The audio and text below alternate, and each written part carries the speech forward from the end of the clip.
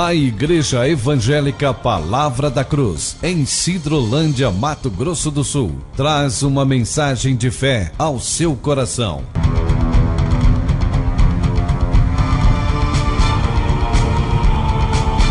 E conhecereis a verdade, e a verdade vos libertará.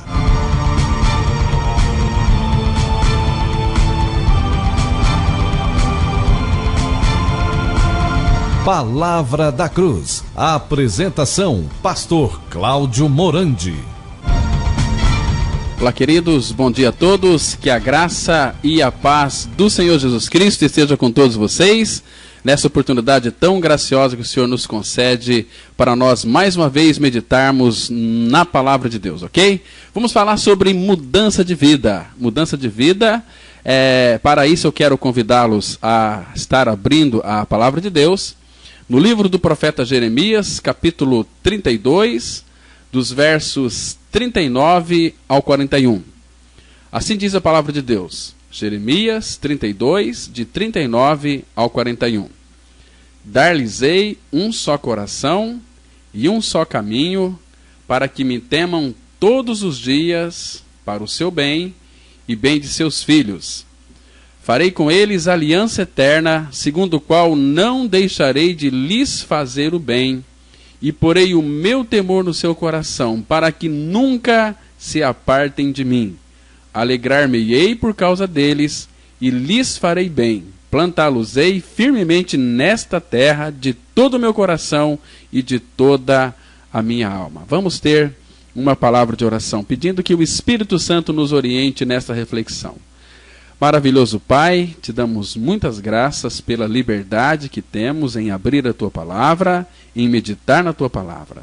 Por isso eu entrego cada vida, cada coração que estão nos ouvindo nessa oportunidade, para que o Senhor fale com cada um deles, revelando o Teu Filho Jesus Cristo, dando a eles uma certeza da salvação. Em nome de Jesus, amém. Vocês observaram aqui que o nosso Deus está prometendo dar um novo coração para que nós nunca venhamos se apartar dele. Então, para dar esse novo coração, ele tem que tirar o coração velho. E como é que o Senhor Jesus tira o nosso coração velho? Ele crucifica. A palavra fala que lá na cruz, o nosso velho coração, o nosso velho homem, foi com ele crucificado. Romanos 6,6. Essa é a verdade da palavra em Romanos 6,6. Sabendo isto, que o nosso homem velho foi com ele crucificado, para que o corpo do pecado seja destruído, e não sirvamos mais ao pecado como escravos. Então vocês observam aqui que a mesma Bíblia que diz que Cristo morreu, ela está afirmando que o pecador também morreu com Cristo. Isto é maravilhoso. Então, na morte de Cristo, o pecador também morreu, porque o salário do pecado é a morte.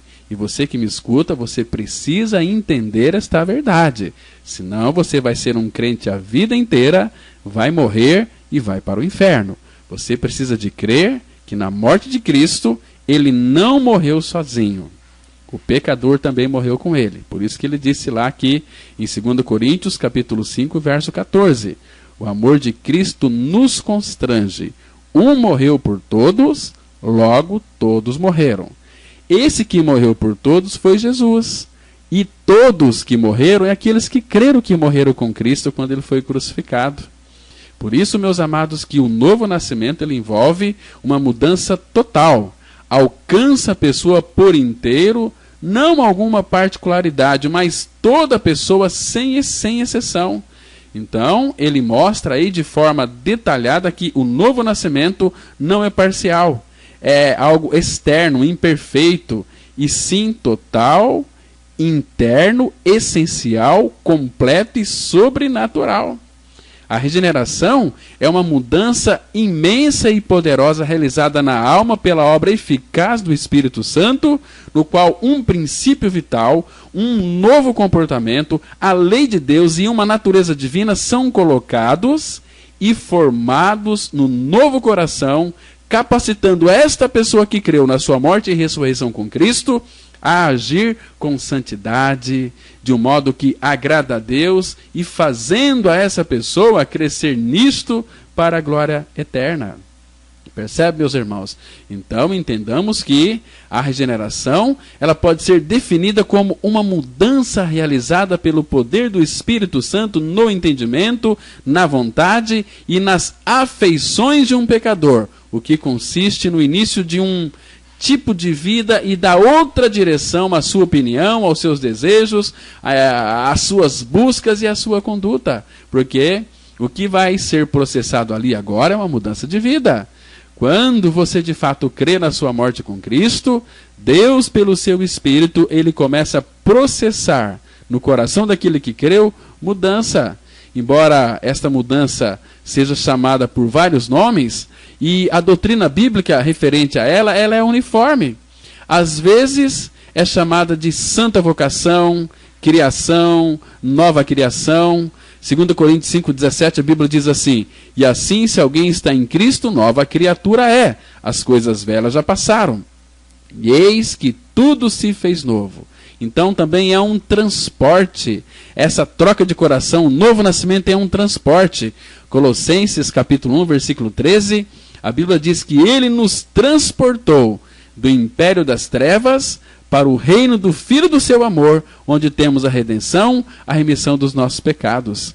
Então, ela pode ser chamada também de circuncisão de coração, ressurreição, porque se nós morremos com Cristo, a mesma Bíblia que diz que nós morremos com Cristo, ela afirma que também, quando Deus ressuscitou a Jesus Cristo dentre os mortos, nós também fomos ressuscitados.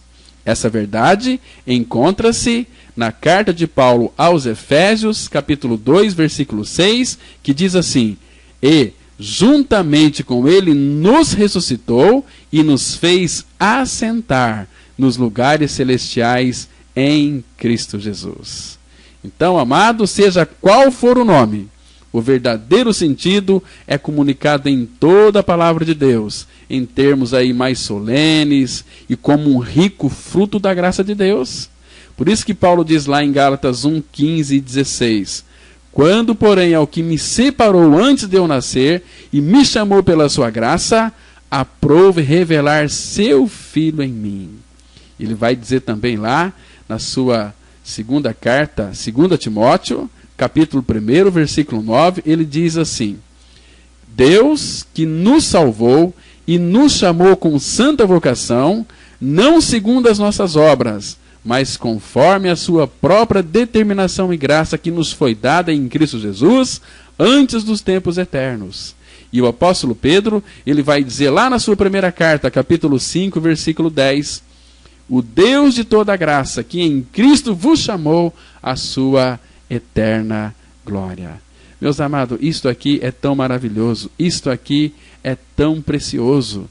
E nós vemos que o apóstolo Paulo, ele usou todas as palavras fortes que ele conhecia para nos ensinar que somos renovados, regenerados pelo poder, por uma força surpreendente, a força do Pai, a força do Espírito, a força do Filho. E o apóstolo Paulo, ele orou para que os crentes de Éfeso, soubessem qual a suprema grandeza do seu poder, para com os que cremos, segundo a eficácia da força do seu poder, o qual exerceu ele em Cristo, ressuscitando dentre os mortos. Amados, não conhecemos aqui poder maior do que a força que realizou a ressurreição do Senhor Jesus Cristo. Também o mesmo poder converte a alma. Alguns pensam e descrevem a salvação de uma alma como algo fácil. A ação de subjugar a vontade, a mudança de um coração. Você acha que isso é fácil? É a maior obra de Deus. Deus, ao salvar uma alma, ele empregou uma força maior do que a necessária para criar o mundo, né? Por isso que nós entendemos que o poder de Deus na regeneração, ele está entre as maiores demonstrações de sua onipotência na história do universo. Isso é maravilhoso, por isso que quando a formosa criação surgiu da mão de Deus, em frescor de beleza, as estrelas matutinas cantaram juntas e todos os filhos de Deus gritaram de alegria. Mas, entretanto, meus irmãos, canções mais encantadoras celebrarão e brados mais sonoros se farão ouvir na consumação da redenção pelo poder do Espírito Santo de Deus, quando todos nós seremos apresentados diante dele. Mas para isso você precisa de crer que lá na cruz, no corpo de Cristo, o seu coração velho foi trocado, foi crucificado e foi morto. Eu quero ler com vocês aqui no livro do profeta Ezequiel, no capítulo 36, no versículo 26 e 27, um texto bastante conhecido, que diz assim, Ezequiel 36, 26 e 27, Dar-vos-ei coração novo, e porei dentro de vós espírito novo, tirarei de vós o coração de pedra, e vos darei coração de carne. E porei dentro de vós o meu espírito, e farei que andeis nos meus estatutos, guardeis os meus juízos, e os observeis. Então vocês observam aqui, que para que então nós possamos gozar de uma vida eterna, da certeza da salvação, temos que ter o nosso coração, de fato, trocado. Isso chama-se regeneração, isto chama-se novo nascimento. Porque quem é que vai subir ao monte do Senhor? Quem há de permanecer no seu santo lugar? O que é limpo de mão e puro de coração, e que não se entrega a sua alma à falsidade, nem jura dolosamente. Irmãos, a Bíblia é tão clara nesse aspecto aqui. Se o nosso coração não for trocado por Cristo na cruz, nós nunca, jamais veremos a Deus. Por isso que Mateus capítulo 5, versículo 8, a Bíblia diz assim, bem-aventurados os limpos de coração, porque verão a Deus. Então, esse coração velho, ele não tem conserto, é um coração enganoso. A palavra diz lá em Jeremias capítulo 17, versículo 9, enganoso é o coração mais do que todas as coisas, e desesperadamente corrupto, quem o conhecerá? Então nós não conhecemos o nosso velho coração, nós não conhecemos a nós mesmos. Às vezes as pessoas, elas agem assim, ela tem uma explosão, depois diz, puxa vida, eu não queria fazer aquilo e acabei fazendo. Mas por que fez aquilo? Porque o seu coração a enganou. E a Bíblia diz, lá em Provérbios 28, verso 26, que aquele que confia em seu próprio coração é uma pessoa insensata. Uma pessoa insensata, uma pessoa sem senso, uma pessoa louca. Então, louco é aquele que confia em seu próprio coração. Mas Cristo veio a este mundo em carne com uma finalidade preciosa, de tirar o nosso velho coração. Isto ele fez lá na cruz do Calvário, quando ele nos atraiu a si, quando o nosso velho coração, a nossa velha vida, o nosso pecado foi colocado sobre ele. E lá na cruz ele crucificou o nosso velho homem, o nosso velho coração. Isto é maravilhoso, meus amados irmãos. Então, pela ressurreição, nós ganhamos um coração novo, o coração de Cristo, um coração limpo e purificado pelo sangue do Cordeiro. Isto é cristianismo. Cristianismo é expresso claramente na segunda carta de Paulo aos Gálatas, capítulo 2, versículo 20. Já estou crucificado com Cristo, e vivo não mais eu, mas Cristo vive em mim. Então, creia que você está crucificado com Cristo, porque enquanto você não crê nesta verdade, você vai continuar sendo um crente sem paz, um crente sem alegria, um crente sem vida, sem experimentar aquela doçura de Cristo. Eu vim para que tenham vida e a tenham com abundância. Que Deus, na sua infinita graça, revele esta verdade ao seu coração. Que Deus te abençoe, que Deus te guarde, em nome do Senhor Jesus Cristo. Amém. Até o próximo programa. Fiquem todos guardados e abençoados em nome de Cristo. Amém. Bom dia para todos vocês. Graça e paz.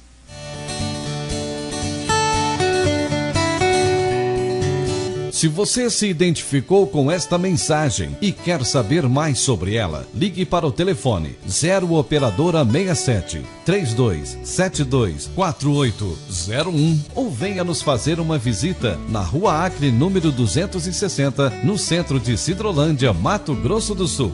Cultos toda quarta-feira às 19h30. Reunião de oração toda sexta-feira às 19h30. E aos domingos, cultos às 9h e às 19h30. Que o Deus da graça e misericórdia vos abençoe sempre. E até a próxima mensagem. Graça e paz.